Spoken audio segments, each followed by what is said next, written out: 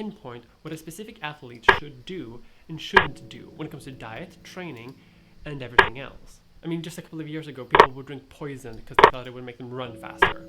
But it's not just technological within sports science. For example, today it's possible to be a full-time athlete, a job title that would make John Smith cry tears.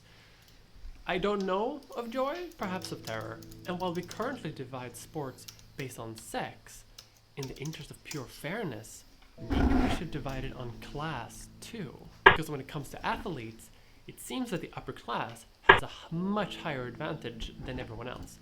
Sure, sports love a rags to riches story about some up-and-coming athlete that has survived on scholarships and is going to use their gold medal to buy their mom a house.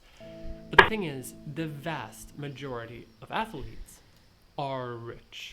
This goes back to what I talked about before, that basically only the really rich can afford to take such a huge risk in athletics, because odds are most people aren't going to succeed in making a living out of it.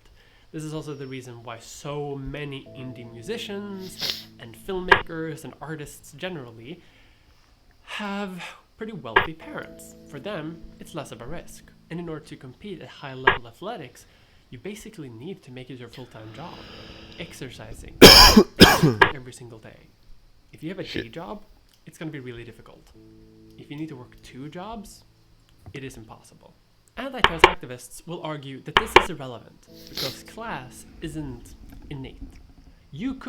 Anyone could, if they really had the time, dedicate their entire life to sports, if someone gave them the resources to do it.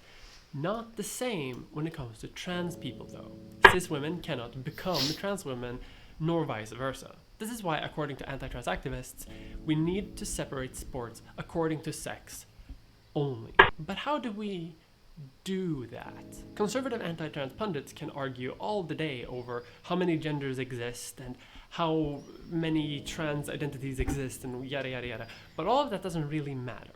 When we're talking about segregating specific sexual characteristics from sport, where exactly do you draw the line? This is working under the pretense that a lot of people are working on, where you can't just outright say that we don't like trans women.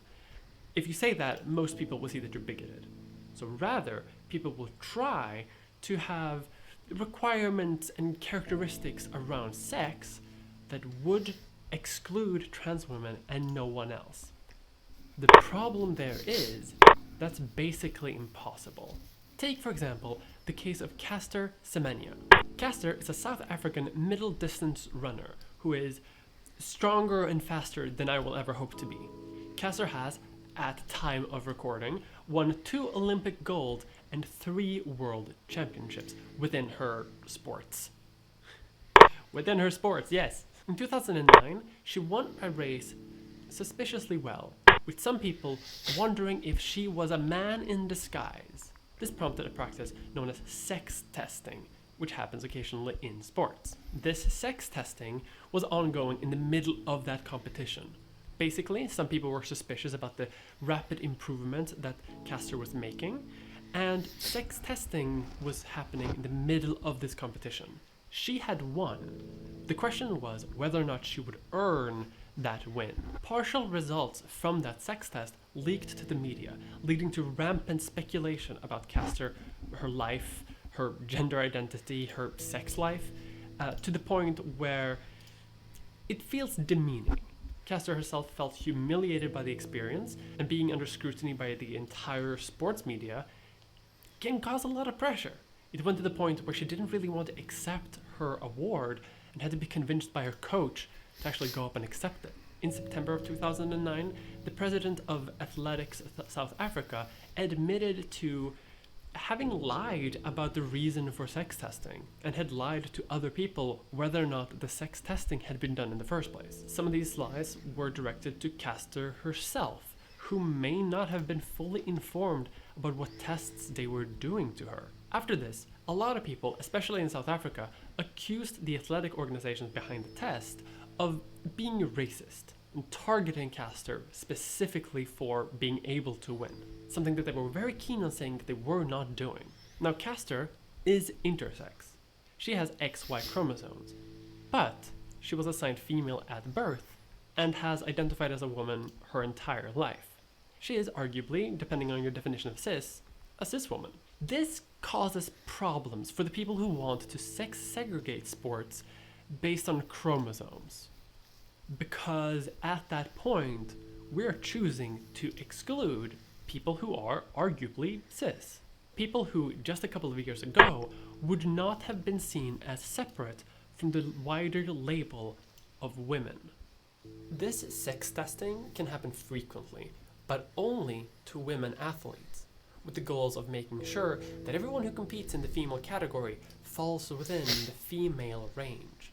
Something that anti-trans activists argue that trans women do not and cannot do. This leads to something that I call over-taxonomic transphobia, where people will want to define sex down to as many various characteristics as possible in order to exclude trans women without saying as such. Because whatever individual characteristic you have that will apply to most trans women, there will be some cis women that would also be affected by such a thing. The result of over-taxonomy, though, has the result of dividing up what it means to be a woman, to the point where fewer and fewer cis women, who for most of history have been seen as women, would no longer be considered as such. And we have some example of this happening already, but that I'll get to later. Another far more popular line of division is testosterone. The argument being that men have more testosterone and women have less, which is generally true-ish. It's important to mention here that male bodies are more susceptible to testosterone than female bodies are. So a similar amount of testosterone might not actually have a similar amount of effect. But with that mentioned, let's talk about how that impacts actual people. Again, let's talk about Castor. In 2011, the IAAF issued a statement saying that women with hyperandrogenism would not be allowed to compete with their natural testosterone levels. Hyperandrogenism is a condition of basically having too much testosterone. And if you crossed into the male range of testosterone, you would simply not be allowed to compete. And you would be forced to lower that testosterone level. And as you can see, we're already encountering a few problems here. Cis women, no trans people involved already, are not being allowed to compete based on their natural bodily functions, and will have to artificially change that in order to compete. And how do you artificially change that?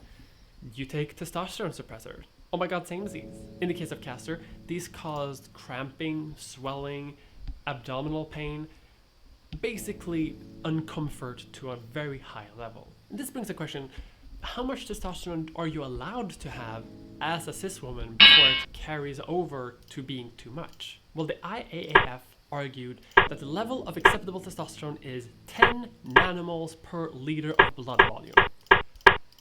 Alright, why is that? It is almost completely arbitrary. It is a line in the sand that no one really knows why they chose. 10 nanomoles per liter is a fairly high testosterone level that most cis women are not going to reach. And the argument from the sporting organization was that 10 nanomoles is roughly as much as a healthy cis woman with ovaries could healthily have. Except, while this rule was